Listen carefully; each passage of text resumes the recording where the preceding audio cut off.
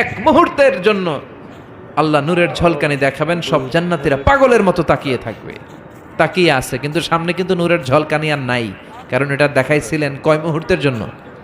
এক মুহূর্ত দেখাইয়াই সামনে নাই, কিন্তু কি যে দেখছে ওইটার দিকে তাকিয়ে জান্নাতীরা অপলক নেত্রে চোখের পলক ফালাবে না, এইভাবে তাকিয়ে থাকবে। খুতবার শুরুতে আপনাদের খেদমতে সূরাতু আল হাশরের 20 নম্বর আয়াত তেলাওয়াত করেছে, মুখস্থ আছে না সবার?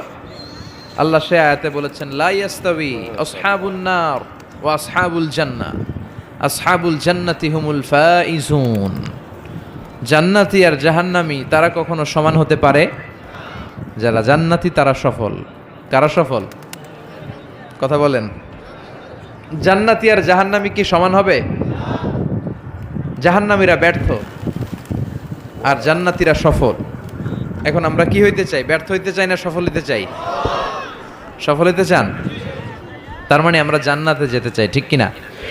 রব্বুল আলামিন বলেন, লা ইয়াস্তাবি আসহাবুন নারি ওয়া আসহাবুল জান্নাতি, আসহাবুল জান্নাতি হুমুল ফাইজুন।